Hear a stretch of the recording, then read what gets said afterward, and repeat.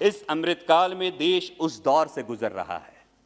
इस अमृतकाल में देश उस दौर से गुजर रहा है जब मीडिया सरकार से ज्यादा विपक्ष से सवाल पूछता है और देशभक्ति का सर्टिफिकेट सोशल मीडिया पर अंधभक्तों द्वारा दिया जाता है। फिर भी दिल में उम्मीद है, फिर भी दिल में उम्मीद है वैसा दिन आएगा, फिर भी दिल में उम्मीद है वो दिन भी आएगा जब देश का युवा जाग जाएगा और सांप्रदायिकता का ये ग्रहण छूटकर सर्वसमावेशकता का सूरज निकलेगा। तभी आइडिया ऑफ इंडिया का उजाला देश भर में फैलेगा, आइडिया ऑफ इंडिया का उजाला देश भर में फैलेगा। जिसकी मोल नहीं है वो अमोल है। मैं निवेदन करूंगा अमोल कोल्हे जी को अपने वक्तव्य रखें। धन्यवाद अध्यक्ष महोदय, आपने मुझे महामहिम राष्ट्रपति जी के अभिभाषण पर धन्यवाद प्रस्ताव में बोलने का यह अवसर दिया। महामहिम राष्ट्रपति जी ने अपने अभिभाषण में आज़ादी के अमृत महोत्सव की बात की और कल तो इस सदन में एक बहुत ही प्यारे शब्द का इस्तेमाल हुआ, अमृतकाल। और इससे याद आया अध्यक्ष महोदय, बचपन में हम एक खेल खेला करते थे जिसे हम कहते थे विषामृत। तो जिसे विष मिलता था वो बच्चा बैठ जाता था और बाकी लोगों पे जिम्मेदारी होती थी उसे अमृत देके उठाने की। मानो ऐसे लगता है कि इस अमृतकाल में देश की युवा पीढ़ी को विकास की राह छोड़कर सांप्रदायिकता, बेरोजगारी और हेट स्पीचेस का विष देकर बिठाया गया है और उन्हें आइडिया ऑफ इंडिया का अमृत देकर उठाने की जिम्मेदारी न सिर्फ सरकार की है बल्कि हर राजनीतिक पार्टी, हर लोक प्रतिनिधि और हर देशवासी की भी है। और हमारे धर्म ग्रंथ कहते हैं कि अमृत तभी निकलता है जब समुद्र मंथन होता है और अमृत निकलने से पहले आलोचना का हलाहल भी निकलता है। और इसीलिए इस अमृतकाल में प्रवेश करते हुए हम इस मंथन को और इस हलाहल दोनों को नजरअंदाज नहीं कर सकते। राष्ट्रपति जी ने अपने अभिभाषण में जिन कोविड योद्धाओं की तारीफ की, जिनका गर्व से उल्लेख किया, उन सभी के प्रति मैं फिर एक बार कृतज्ञता व्यक्त करता हूं। और किशोरों का टीकाकरण या प्रिकॉशनरी डोज जैसे मेजर्स जो सरकार ने उठाए हैं उसके लिए सरकार का अभिनंदन भी करता हूं। लेकिन उसी के साथ पब्लिक हेल्थ स्पेंडिंग में हमें ठोस कदम उठाने होंगे। और कोविड की महामारी ने हमारी आंखें खोलने के बाद अब आगे जाके हमें आरोग्य को देशवासियों का मूलभूत अधिकार के रूप में देखना होगा, तभी यह अमृतकाल देशवासियों के लिए अमृतमय साबित होगा। साथ ही में राष्ट्रपति जी ने जिस कोरोना काल का उल्लेख किया, उस कोरोना काल से लेके उसके जो अप्रत्यक्ष परिणाम हैं, उनमें दो परिणामों पे हमें गंभीरता से विचार करना होगा। एक है इकोनॉमिक इफेक्ट और दूसरा है एजुकेशनल इफेक्ट। जो इकोनॉमिक इफेक्ट है, भले ही पेपर पे अर्थव्यवस्था उभरती हुई नजर आती हो, लेकिन वास्तविकता में आम देशवासी की क्या परिस्थिति है। लगभग 6.5 करोड़ लोग गरीबी की रेखा के नीचे धकेल दिए जा चुके हैं। 54% लोगों की आय कम हो चुकी है और तकरीबन 60 लाख से अधिक छोटे उद्योगों पर ताला लग चुका है।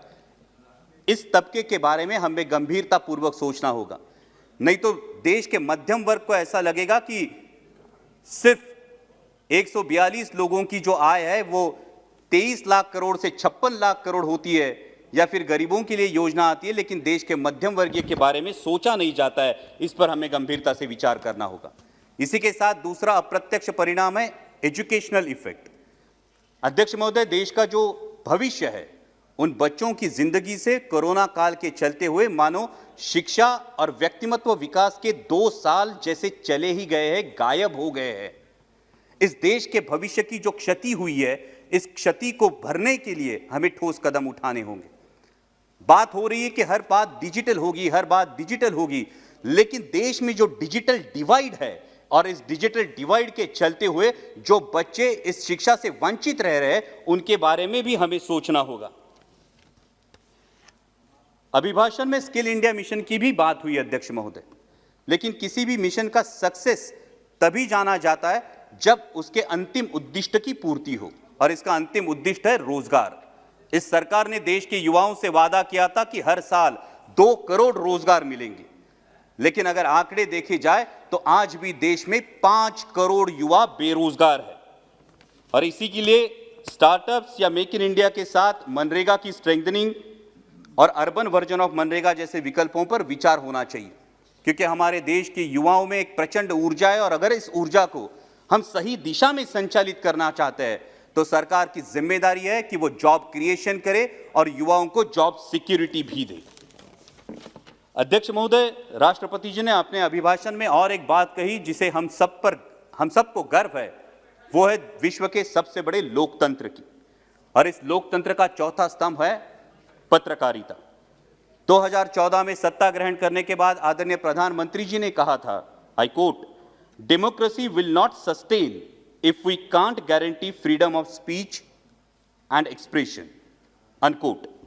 और वास्तविकता यह है कि वर्ल्ड प्रेस फ्रीडम इंडेक्स में अपना देश 180 देशों में 142वें 142nd आउट ऑफ 180 142वें पायदान पर खिसक गया है। मात्र 2020 में 67 पत्रकारों की गिरफ्तारियां हुई है और 200 पत्रकारों पे हमले हुए हैं। जिन पत्रकारियों की नौकरियां चली गई है उनकी गिनती तो अलग ही है।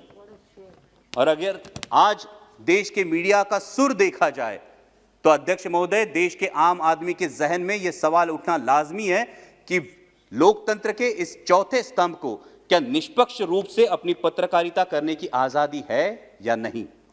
राष्ट्रपति जी ने अपने अभिभाषण में इंफ्रास्ट्रक्चर की भी बात की। माननीय मंत्री महोदय सदन में है, इसलिए मैं यह अवसर लेना चाहता हूं कि जब इंफ्रास्ट्रक्चर की बात हो तो रेल इंफ्रास्ट्रक्चर भी उतना ही जरूरी है। और महाराष्ट्र से MRIDC से एक बहुत ही महत्वाकांक्षी प्रकल्प है Pune Nashik semi high speed railway, और जिसमें राज्य की भागीदारी सिर्फ 20%, केंद्र की भागीदारी सिर्फ 20% और 60% थ्रू इक्विटी ऐसा है। बावजूद इसके महाराष्ट्र सरकार की कैबिनेट ने इसके लिए मंजूरी दे दी है और उसने अपना पहला 100 करोड़ का किश्त जमीन अधिग्रहण के लिए दे भी दिया है। उसके बावजूद केंद्र सरकार से इसे ग्रीन सिग्नल नहीं मिल रहा है। महाराष्ट्र के, जिसे हम गोल्डन ट्रायंगल कहते हैं, पूना, नासिक और मुंबई, इसे जोड़ने वाला ये एक बहुत ही महत्वाकांक्षी प्रकल्प है। इसलिए मेरा अनुरोध है, जब हम इंफ्रास्ट्रक्चर की बात कर रहे हैं तो ऐसे महत्वाकांक्षी प्रकल्पों को नजरअंदाज नहीं किया जाए। अध्यक्ष महोदय, अभिभाषण में और एक बहुत ही महत्वपूर्ण बात की गई और वो है सर्वसमावेशी और सशक्त भारत के निर्माण की। जब हम आर्थिक सुरक्षा विषयक और शारीरिक सक्षमता की और सशक्तता की बात करते हैं तो यह सवाल भी उठता है कि क्या देश मानसिक सशक्तता की ओर बढ़ रहा है या नहीं। और अगर हम अपने दिल पर हाथ रख के इस सवाल का जवाब दे तो इसका जवाब ना आएगा, क्योंकि आए दिन देश के युवाओं के, देशवासियों के दिलो दिमाग में सांप्रदायिकता का जहर घोला जा रहा है। अध्यक्ष महोदय, मुझे मेरे धर्म पर अभिमान है और हर किसी को होना लाजमी है, लेकिन जब धार्मिक अभिमान का रूपांतर धार्मिक उन्माद में होता है तो वो धार्मिक उन्माद मानवता और देश की अखंडता के लिए निश्चित ही हानिकारक है। जब IIM जैसे इंस्टीट्यूट के प्राध्यापक और विद्यार्थी आदरणीय प्रधानमंत्री जी को चिट्ठी लिखकर देश की सामाजिक स्थिति पर एक चिंता जताते हैं, वो महज इत्तेफाक नहीं है। अध्यक्ष महोदय, जब विदिशा में धार्मिक कारणों पे एक स्कूल पे हमला होता है तो यह सोचने पे हम मजबूर हो जाते हैं कि देश किस मानसिकता से गुजर रहा है। आज देश के युवाओं के हाथ में पत्थर है अध्यक्ष महोदय, लेकिन युवाओं को बताने की जरूरत है कि इस पत्थर का उपयोग रचनात्मक निर्माण के लिए किया जाना चाहिए, ना कि किसी पर फेंकने के लिए। क्योंकि किसी पर अगर पत्थर फेंका जाए तो न सिर्फ शरीर लहूलुहान होता है बल्कि देश की अखंडता भी लहूलुहान होती है। दुर्भाग्य की बात है अध्यक्ष महोदय कि आज देश के युवा से पूछा जाता है मंदिर जाओगे या मस्जिद, कल पूछा जाएगा मंदिर या चर्च, परसों पूछेंगे मंदिर या गुरुद्वारा, लेकिन एक दिन देश का युवा जवाब देगा, अजी मंदिर, मस्जिद, गुरुद्वारा, चर्च सब छोड़िए, पहले रोटी की बात कीजिए, पहले रोजगार की बात कीजिए, पहले देश के विकास की बात कीजिए। क्योंकि अध्यक्ष महोदय, मैंने किस जाति में, किस पंथ में, किस प्रांत में, किस धर्म में जन्म लिया, इसका न्यूनगंड या अहंभाव पालने से अच्छा होगा कि मैं मेरे कर्तृत्व से मेरे व्यक्तित्व को ऐसे ऊंचाइयों पर ले जाऊं कि मुझ पर मेरी जाति को, मुझ पर मेरे पंथ को, प्रांत को, धर्म को और अंतिमतः मेरे राष्ट्र को भी गर्व महसूस हो। और जब ऐसा होगा तभी अमृतकाल का अमृत हर देशवासी के जीवन तक पहुंचेगा। और अंत में अध्यक्ष महोदय इतना ही कहूंगा, इस अमृतकाल में देश उस दौर से गुजर रहा है इस अमृतकाल में देश उस दौर से गुजर रहा है जब मीडिया सरकार से ज्यादा विपक्ष से सवाल पूछता है और देशभक्ति का सर्टिफिकेट सोशल मीडिया पर अंधभक्तों द्वारा दिया जाता है।